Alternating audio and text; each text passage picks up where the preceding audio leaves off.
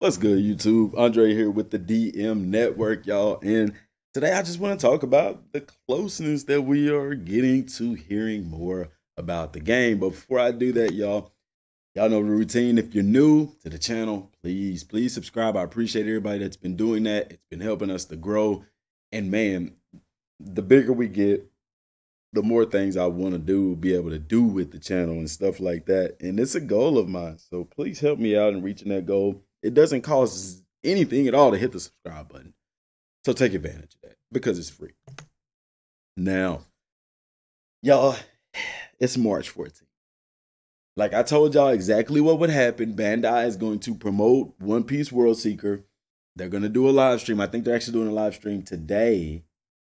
And the game comes out tomorrow. Now they're going to continue to promote the game same way they did Jump Force. But now we're moving into the realm where we're going to start hearing information about this game. Why? Because in April, we have Super Dragon Ball Heroes coming out, and it's on the Switch. Now, if I'm right again, they're going to also promote this game alongside it because this game isn't on the Switch. So it's not a conflict of interest as to holding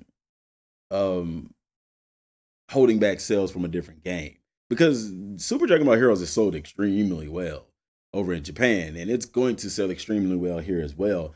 And yeah, there are people who have multiple consoles. You know, I have PlayStation, Xbox, and I'm gonna give me a Switch. I used to have one, sold it because there wasn't a lot of games out for it. Didn't feel like waiting for them, but now it's a good chance of them. Good games out there, so I want to get me another one. But you know, the games aren't all on the same console.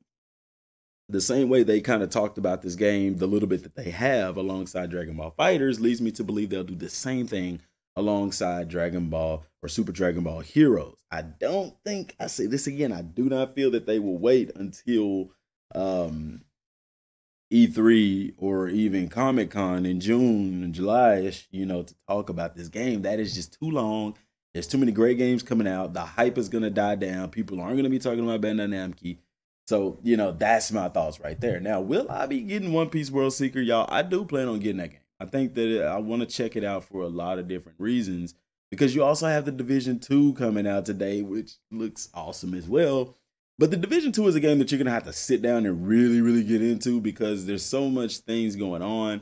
And if you stop playing it, you have to pretty much relearn the game and you'll get so far behind. It's just, you know, I don't know. So it's a debate between those two, but I think I'm going to go with One Piece World Seeker.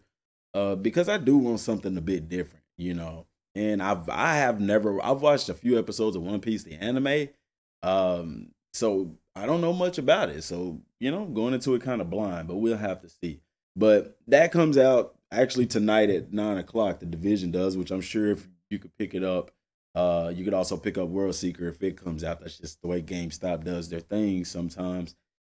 But like I said, now we're moving into the realm where there's nothing else coming out for Bandai for the most part. And the only thing left is to talk about the Dragon Ball games. Now we know Dragon Ball Xenoverse.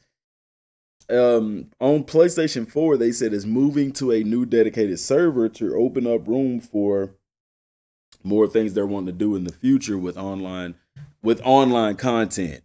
And this is one of the reasons why I really want this upcoming game to be a single player, non-online based game, because there's just so much time and resources that goes into making multiplayer online games that takes away from what they could do with a single player game. Just imagine if all of that time and resource went into the game as opposed to servers and things like that. Where would the game be? But yet and still, that's where we're at. Not to mention the fact that they're still supporting this game. They still have another DLC coming out for the game. It's crazy. You know, are they working on Xenoverse 3? I don't know what's going on, but they're still supporting the game, which is actually, you know, a good thing. The fact that they're supporting their games for more than a year or 2 years, people are still playing the game. People are still buying the game.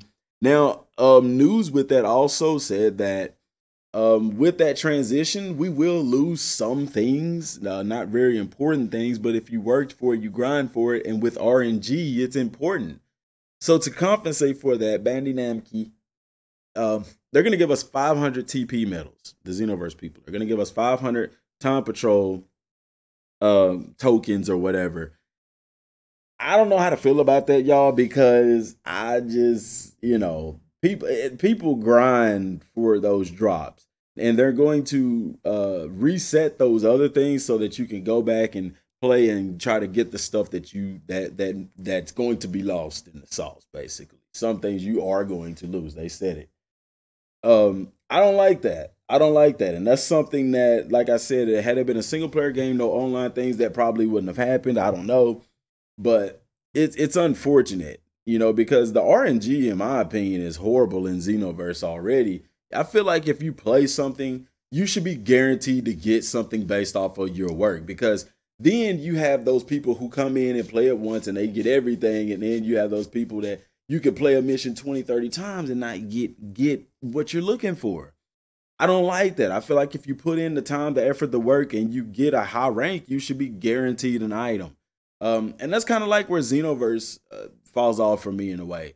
Jump Force did that pretty decently. If you get a perfect score or whatever, you're guaranteed a particular item. Everything else is RNG, and I like that because the guaranteed item is generally the better of the other items.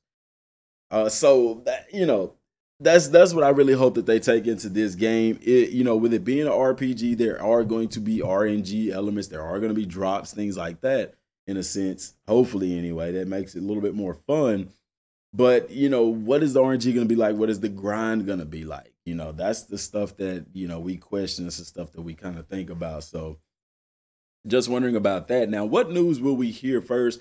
More than likely, they're going to have the announcement of the name of the game, along with probably a gameplay trailer. I don't know. That's what I'm thinking. I mean, I don't see why they would have like a gameplay trailer without releasing the name and the release date, especially since it's getting later in the year. The game is supposed to come out this year.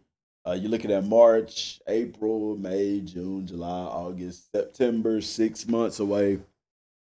October, November, 7 to 8 months away. So the next bit of information, y'all, pretty much guaranteed is going to be the title of this game, along with probably a short gameplay trailer. And it just goes and builds from there. But I can't wait to see it, y'all. I'm looking every day, like I said, continuing to look every day, and just waiting to hear more about this game that I'm so hungry to hear about, that no other YouTubers are talking about. Like, I mean, I guess the only way you could talk about it is just speculation, but I mean, still. So that's why I ask the question all the time, are people really even hyped about this game? But I guess people are just kind of waiting. In my opinion, it would benefit Bandai Namco to start talking about this game more, simply because of the other games that you have that are out and coming out, like the Division 2 that comes out today, tomorrow. It's already out for early access and stuff like that. Games like that a lot of people are gonna buy and play. You want to kind of get, if you got a big game coming, you want to kind of get a little bit out there, just a little bit. I mean, they could show a teaser or screenshots or something to get people talking about this game. I was seeing on Twitter yesterday, Romstyle was talking about going live for Dokkan or Dragon Ball Legends or something like that. And Bandai Namco was like, or you could go live and play One Piece World Seeker.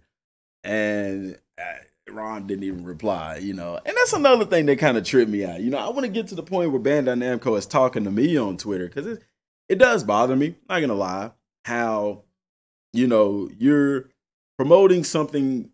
I mean, basically it's free promotion. I'm promoting this game because I love Dragon Ball. I'm excited about the game and stuff like that. Nobody else is doing it.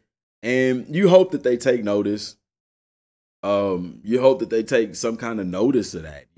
Somebody's got to see it, because I tag them in everything, and I understand it's a business. It's a numbers game. If we had 100,000 subscribers, they would definitely take note. They would definitely be talking. Maybe if we had 20 or 30,000, but that's something to shoot for. That, because I want to get to that point. I'm not complaining, or I'm not saying Bandai Namco should be paying attention to me because I'm doing this and nobody else doing it. No, I'm not saying that at all. What I'm saying is, I understand how this stuff works, and that's the reason why I would like for people to subscribe, to help out, so we can get to that point, where that's a personal goal for me, is to get to that point where they take notice. of the work that you putting in and the time and the energy and stuff like that. And then to be able to um, be in communication with them like that. I think that's something that's really cool because I respect the work that they do. I appreciate the work that they put out because a lot of other publishers like EA and stuff, man, those guys, it's like they're so money hungry that they don't listen to the people. They don't give the people what they want. They give the shareholders what they want. And I appreciate Bandai Namco for putting out the a good quality anime content. Some people complain about Jump Force. Jump Force is fun. You just gotta play it and have fun with it. When you expect too much of a game, that's when you open yourself up to be let down. Not to say that not to expect a lot from a game because we expect a lot in 2019. And going forward, you're gonna expect more, especially when newer consoles come out. So expect a lot, but just know that you opening yourself up for being upset. I expect a lot from this game. So if I don't get that, then guess what? I'm gonna be upset, but I'm not gonna be lashing out at Bandai Namco. Why did y'all do this? Why did y'all do that? No, that's my fault. I expected too much. So, but that's all I got for right now, y'all. Kind of a little rambling a little bit. Just wanted to touch bases and just say where we're at on this timeline, man. We're waiting. We're watching for more information, and I know that y'all are too. Soon as it hit, best believe we're gonna let you know. We're gonna drop it. It'll probably be out there before I can get to it. I don't know, but whoever, wherever, whenever. Till next time, y'all. Thanks for watching. Peace.